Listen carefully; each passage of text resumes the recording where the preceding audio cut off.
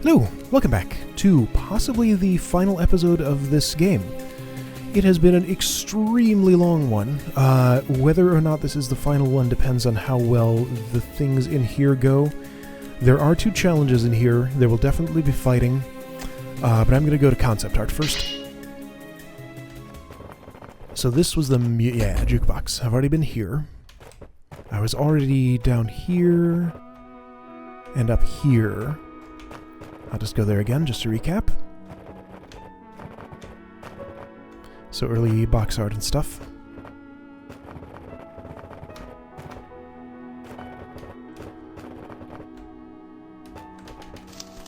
One early suggestion for CD cover art was to show Beethro activating the temporal tuning fork. Oh, I like that. While a fun idea, we ultimately didn't feel it portrayed the grand scope we wanted to present for the second sky. True. It was kind of, well, it was a major thing for like a couple of levels. And I guess in King Dugan's dungeon too, yeah. Anyway, here's some concept art for the construct. My nemesis. We were deciding whether they should have legs or treads. It's actually possible they have treads on the bottom of their feet, like rollerblades. Sure, why not both? While prototyping elements for the city beneath, Mike had an idea to have the Omplic Gaze reanimate disabled rock golems. This proved to be too difficult to work with in practice. Now the construct provides a kind of reanimating rock golem that is much easier to excuse me? Much easier to fight, so this scroll claims, and design puzzles around. Here are the original sketches for the floor seals and the chronometric ruins and the sentient guardian door at Netherkempt Pharos. Effective, transparent, floor seal, custom character tiles. Eye facing, provide 2 separate characters on a red, green light. Yeah, that's right.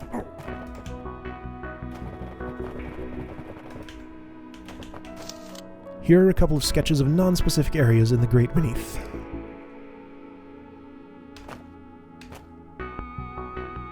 Neat. I like this kind of stuff. If DROD were ever really translated into 3D space, we'd want to show off areas with shapes like this. However, at that point it would likely be difficult to present as a pure puzzle game. The perspective would get in the way, but it certainly could be done.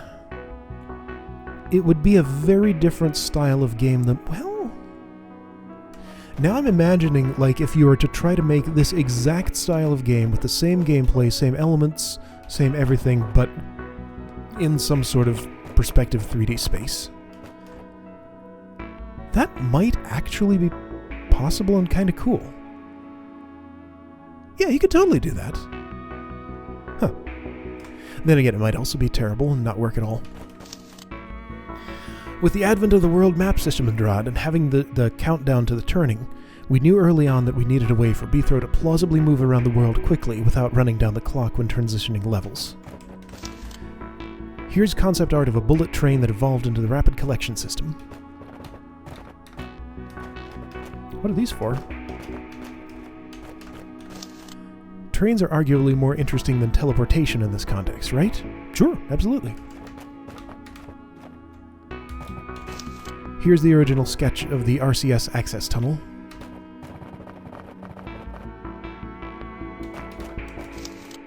Some of Alex's initial sketches of DROD inspired engineers. After seeing these, we knew we needed him involved in the art for this game. Alex did a beautiful job in every new piece of art that he cranked out for TSS. A sketch of the Pharaoh Child. Looks pretty similar to Final Appearance. It holds a deep connection to the Eighth within itself, hence the glowing symbol depicted above it. Above? Oh. See, when I was looking at this, I interpreted that as being inside her stomach and just like glowing through her skin. But it's actually above. Okay. Huh. It's a really nice touch that Alex came up with. That I totally misinterpreted, apparently.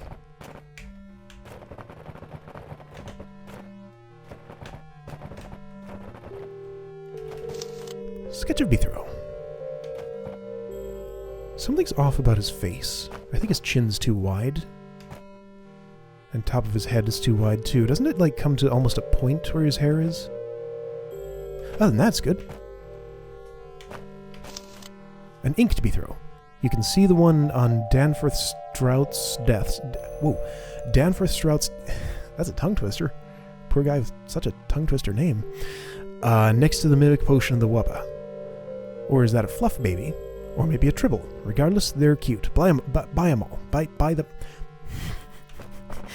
Not a good time for my reading ability to go on break. Oh, that's it. Eyebrow lifting Beethro. None of those look quite right to me. This is not Beethro's face. This is Beethro's face. His eyes are too small, I guess? His lower lip's way too small. I thought that was a mustache originally when I was watching this, or when I first played this game. But then I saw him open his mouth and the mustache went below, so it's like, what? Oh, I guess that's his lower lip. Beethro has a very strange face.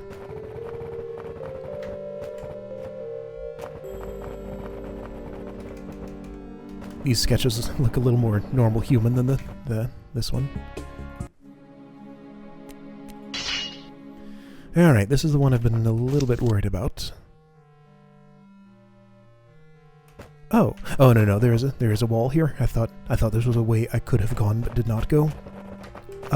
Is this a way I... Oh no, that's a wall. Outtakes.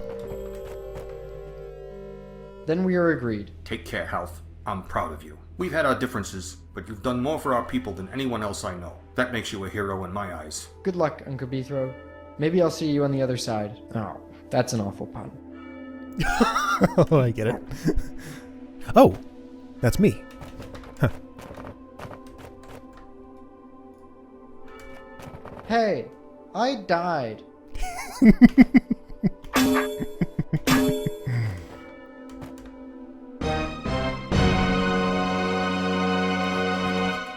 Yes, if I say time flies like an arrow, then that is a simile because it has the word like in it, which is explicitly comparing. Nice. So, how about your face is like a rotten peach pie? Sorry.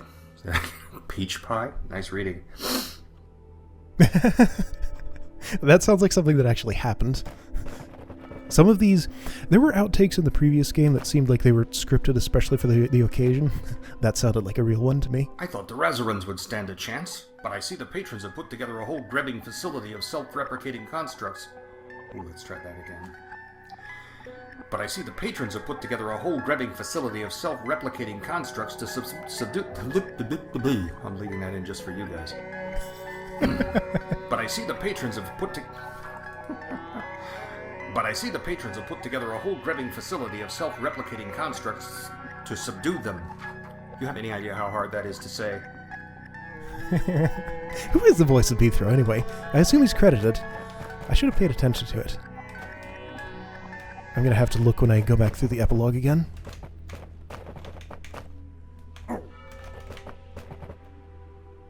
Keep it together. Keep trying. Drop the metaphors and similes. Speak without these things is pain.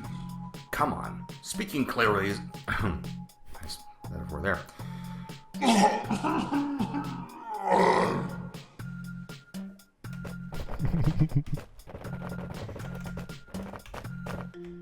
Oh, it's you again.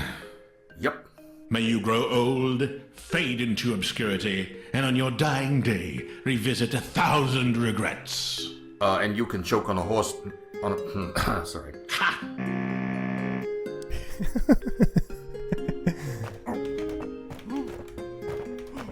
I wonder...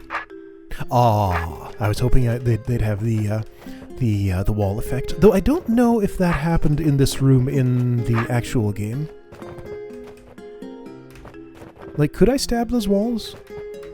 Probably not, because that was past the section where you had to avoid it. I am having some curiosity. If I restore to there... I better not do that. Let's just continue.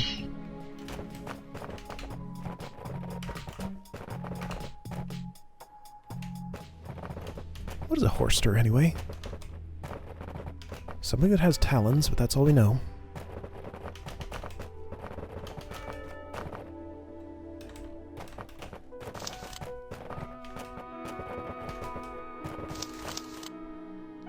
Go east to view a slightly modified alternate ending for Epilogue. Oh! Where surfaces who are not collected by the patrons perish in the turning. We originally had Dugandy instead of Melanfrel for the first area. Ah! What's happening? Oh!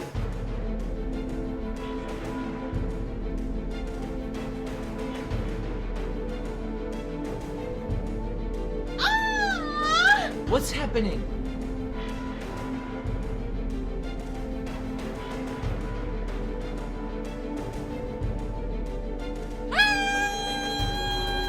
What's happening?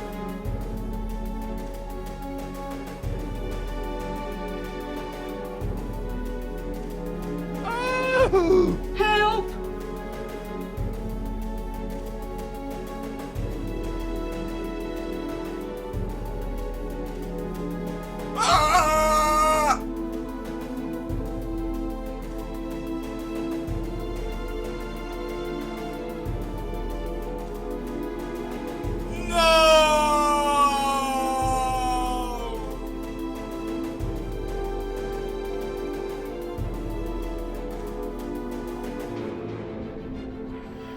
Yeah, I definitely prefer the other way.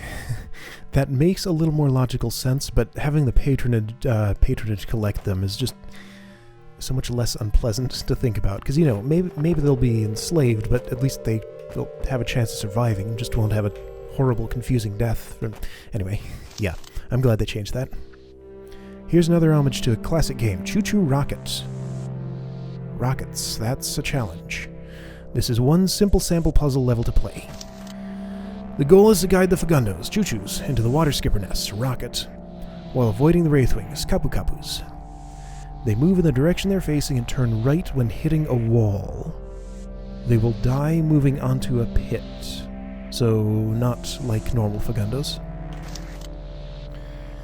The lower left of the screen are characters representing your remaining arrows. You use them to redirect the Ro-Choos and Kapus. Press the special command key on any empty tile on the board to deploy an arrow. Keep pressing the special command key to cycle through available arrow types. Keep cycling and the arrow will be removed from the board and returned to your supply. Okay, I see. First, enter all arrows you want onto the board using the special... Instead of reading this to you guys, I should read it to myself. Okay, lower left, remaining arrows. 1, 2, 3, 4, 5, 6, 7, 8, 9, 10, 11, 12. Special command to cycle through arrow types available. First, enter all arrows you want onto the board using the special command key to cycle through. Then step on the playback button, the wubba behind the pressure plate, to watch the action play out as you set things. Oh. Ah, I've played a game like this. I know what this is. Interesting scripting is cool stuff. Robot bomb, Caravel form. Okay, I think I know what's going on. Right, so this is the... Right, so how did those move? Let's try to one-shot this. I'm going to give it an honest try. Fagundos into the water skipper nest while avoiding the Wraithwings.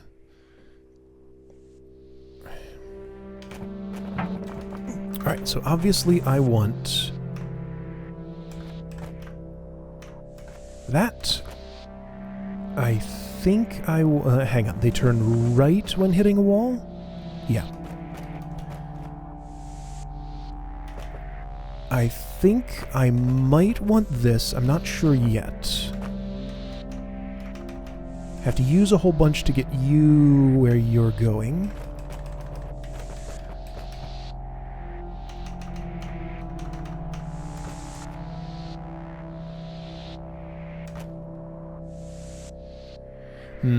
This is not the best, but maybe it'll do.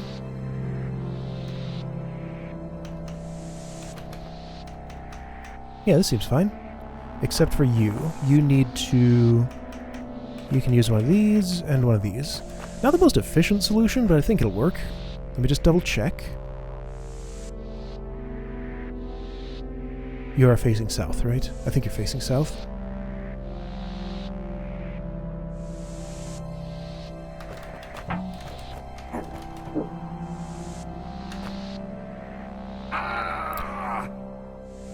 Wraithwings move. Okay, that I did not calculate. Wraithwings, I see. Okay. Easy fix.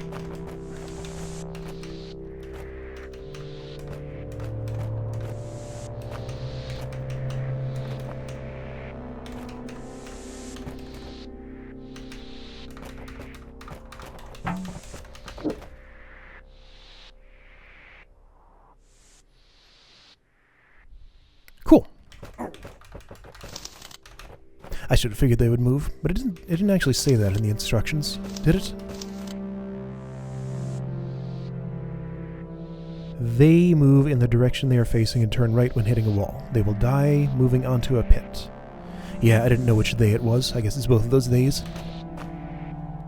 Cool.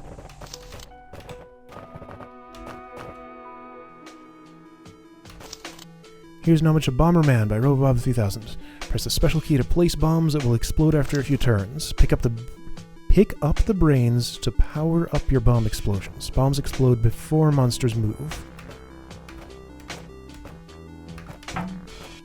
What do you mean power up?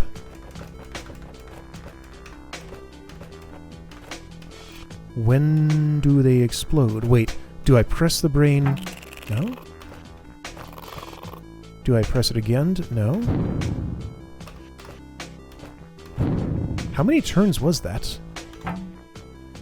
Okay, so at 10 I place this bomb.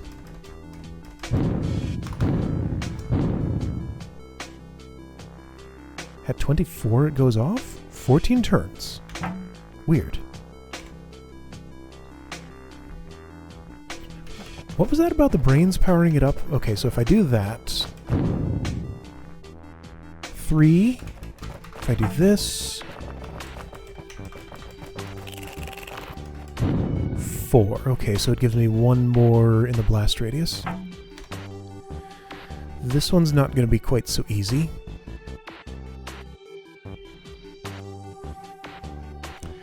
I feel like it makes sense to take out this Roach Queen first. If it goes 3 from there, then I can do that. I'll get a brain, sure. Bombs do block roaches, so that should take those all out. Ow! Ah, cross shape, of course. Bomberman. Makes sense.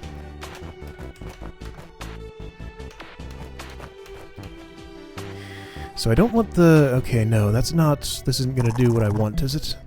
Yeah, that's what I... Oh, right. They do it before monsters. Okay, I have way too many roaches here to be able to handle it, I think. Uh-huh. Alright, so now that I know it's a cross shape, that changes things. I feel like I'm almost better off without the... Well, no, I kind of want the brain here. Okay, can I get you all packed in there? Yes. If I do this, does that ruin it? Kinda. Can I get the brain before I do that? Yes.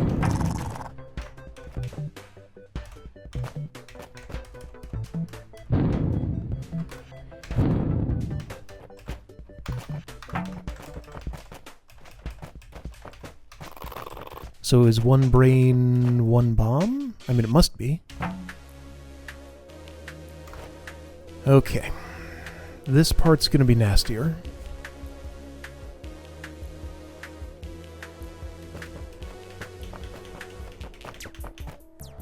I think what I actually want to do here is put a bomb there.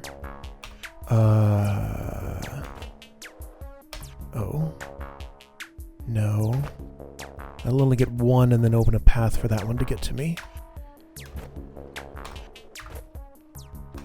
I never played Bomberman, so I'm sure there are better ways to do this.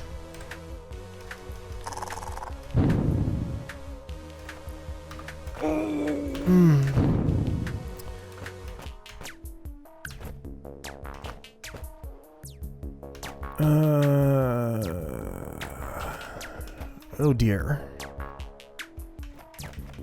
Okay, queens, I need to treat the queens as a higher priority than I have been. Let me get those roaches away from the queen. Sure, you're trapped, that's fine. I don't think I'm going to run out of bombs, right? Do the brains block roaches? No. Ah!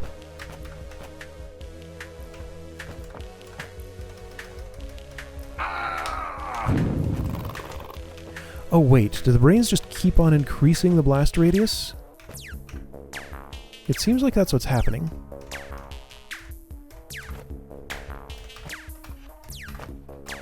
And apparently I don't know how to count. When does this bomb go off?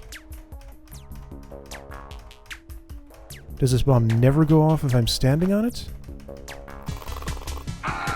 Okay. That's what it is.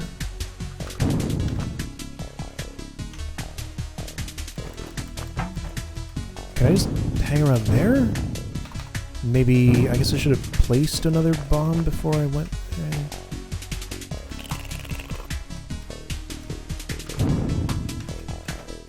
Okay, getting there.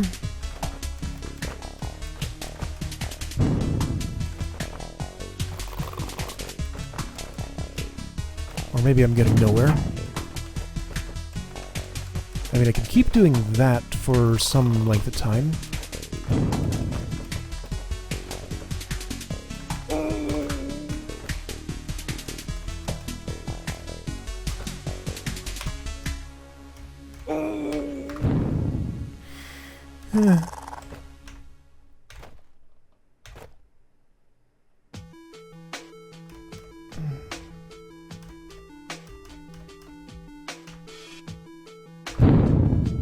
Ooh, bombs blow each other up. Of course they do. Why wouldn't they?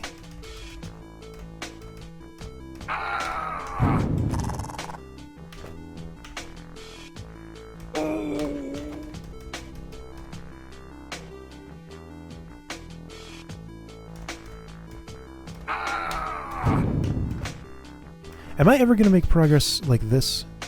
Or is this just losing battle?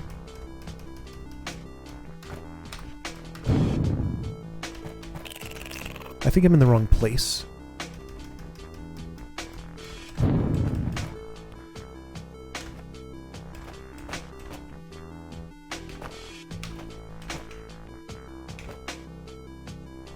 That's not right. I guess I'll do that. No? I guess I'll do uh-oh. Uh-oh. Okay, that's just gonna explode harmlessly if I get out of the way. Then I'll do this and wait.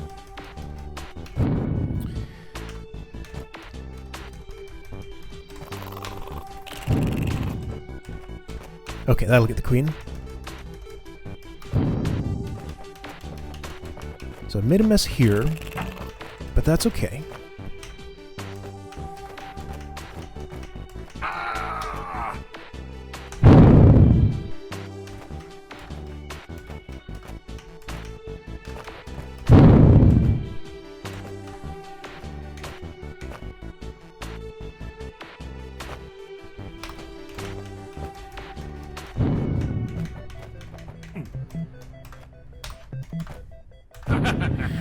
Alright, I got it. That was probably about the least efficient possible way to do that. But I did it. Oh, right, that's the epilogue. Great! Okay, so that one is done. Alright, so have I 100%ed this hold? 846 of 848. Why am I missing 2 rooms?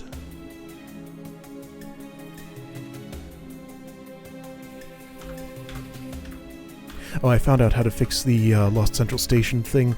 I just had to go back and hit each checkpoint again. And that sort of cleared out my long buffer of moves to solve the nautograms and fixed the hang from going to it.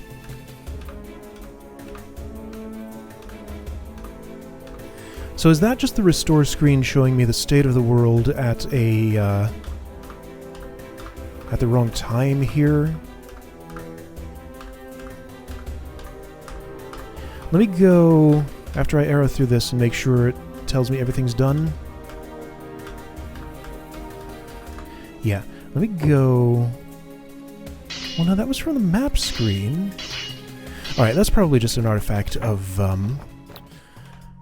artifact of the way things are tracked during that particular checkpoint. Actually, what this probably is, yeah, I'll bet what this is that I skipped 2 secrets in, like, Eye of the Storm, and, well, no, I skipped more than 2 secrets in...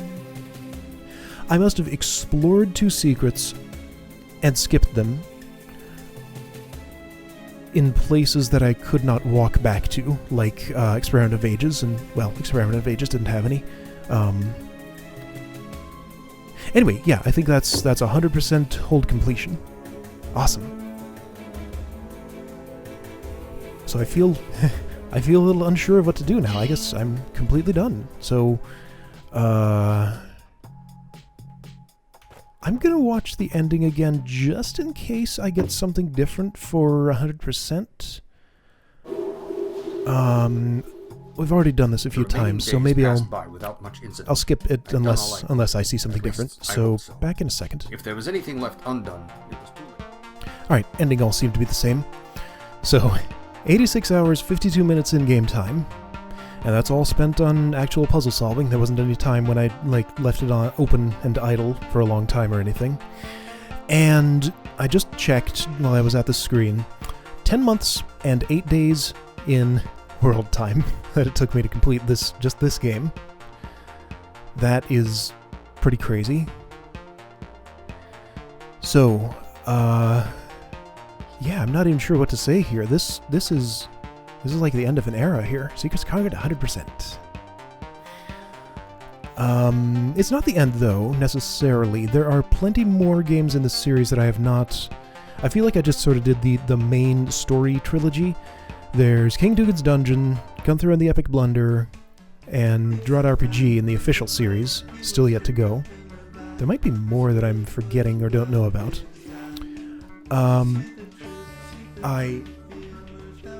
Like I said, I will play Gunther and the Epic Blunder on this channel at some point.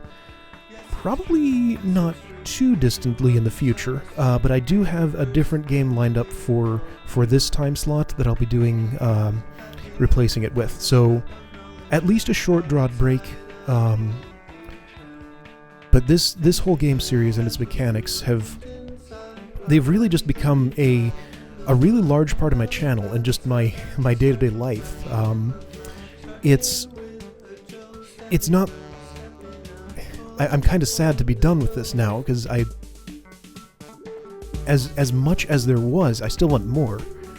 And there is lots of more. Right, so, what I forgot. Right, Smite Master selections, the included custom holds, user-made holds. There's lots more to go here. Oh man, so it's going to take some time to get my head right and figure out what I want to do in the future. Like I said, Gunthrow, probably the next one up. Sounds like that'll be a short one. It's supposedly a whole lot easier than these. It'll be kind of a nice refresher. Hopefully I won't have any more rooms like that Constructs Warehouse 2, what was it, Once North, Once West? Ugh. How appropriate that right at the end there would be another room like that just got me horribly stuck for an infuriatingly long time. So I don't think there are voice acting credits here. Voice editing.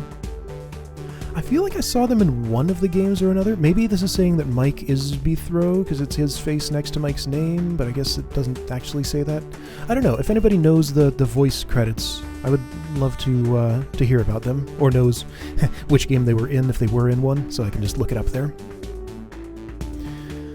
Okay, well, I guess I'm out of things to say. So, yeah, this has been Deadly Rooms of Death, The Second Sky. I will see you in the next one.